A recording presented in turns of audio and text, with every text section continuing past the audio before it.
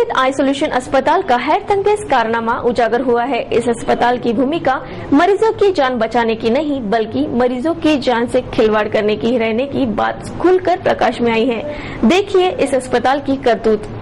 ये है अमरावती महानगर पालिका का आइसोलेशन अस्पताल।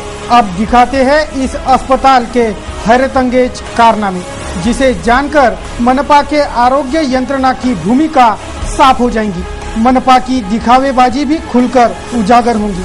जब नागरिकों के शिकायतों पर सिटी न्यूज ने आइसोलेशन अस्पताल में दस्तक दी तो पता चला कि इस अस्पताल की भूमिका मरीजों के जान बचाने की नहीं बल्कि मरीजों के जान से खिलवाड़ करने की है।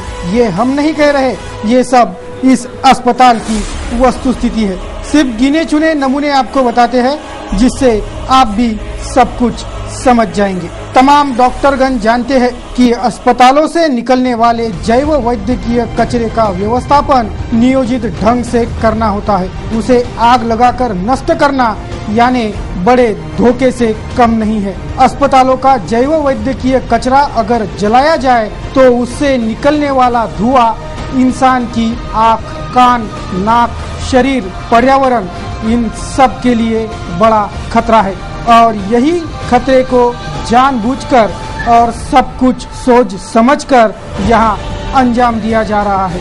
सिर्फ जैव वैद्यकीय कचरा ही जलाया जा रहा है ऐसा नहीं है। दिमाग तो तब घूम जाता है जब अस्पताल की दवाइयाँ इसी आग के हवाले की जाती है। ये सब कुछ उजागर ना हो इसलिए इस जले दवाइयों से पैकेट चुन चुन कर निकालने का साहस तक करने की भूमिका यहाँ के medicine incharge doctor Devendra Bawaskar ने निभाई। इसी जलने वाले कचरे में प्रेगनेंसी टेस्ट किट्स, पैकेट बंद कंडोम के पैकेट्स भी कैमरे में कैद हुए थे ही। इससे भी बढ़कर कारनामा यानी अस्पताल के संडास और बाथरूम में भी कपड़ों के गोटली के पीछे दवाइयाँ छिपाई भी पाई गई। पूछने पर इन दवाइयों को एक्सपायर्ड बताया गया, फिर इसे ऐसे तरीके से क्यों छिपाया गया इसका जवाब कोई भी ना दे पाया। हाँ, ये दवाइयाँ नियोजित जगह स्थानांतरित करने की हलचलें तेज हो चुकी थी। डॉक्टर बाविस्कर जो मेडिकल स्टोर रूम के बारे में पूछा गया तो उन्होंने तात्काल स्टोर रूम की चाबी तक नदारद कर डाली और टालमटोल जवाब देने में व्यस्त हो गए। सब कुछ रफा दफा करने में वे व्यस्त दिखाई दिए। डॉक्टर विनोद राजूरकर इस अस्पताल के इंचार्ज है पर वे भी अस्पताल में नदारद पाए गए। ना चौकीदार, ना नर्स, ना वार्ड बॉय। फिर यहाँ आखिर सेवा कौन देता है ये भी यक्ष प्रश्न बन गया है। अस्पताल में कैमरा घूमते देख अस्पताल में बिखरी दारू की बोतलें, पानी के पाउच भी तुरंत रफा दफा किए जाने लगे थे।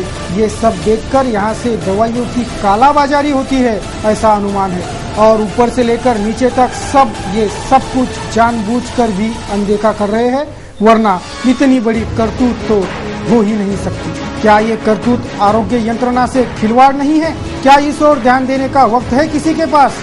मनपा महापौर, विधायकगण, सांसद महोदय, आरोग्य अधिकारी इनमें से कोई भी इस ओर ध्यान देगा?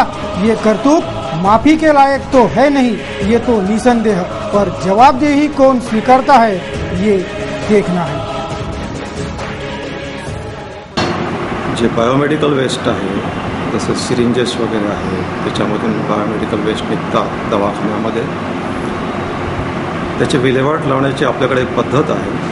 बायोमेडिकल वेस्ट विल्हेवाट करता जी एजन्सी नेमलेली आहे आपण, ती एजन्सी दररोज किंवा दिवसाआड प्रत्येक दवाखान्यामध्ये जाऊन मग ते प्रायव्हेट असो, मनपा असो, शासकीय असो, हा वेस्टेज ते घेऊन जातात। त्यामुळे तीच पद्धत इथे सुद्धा त्यांनी अवलंबलेली असावी।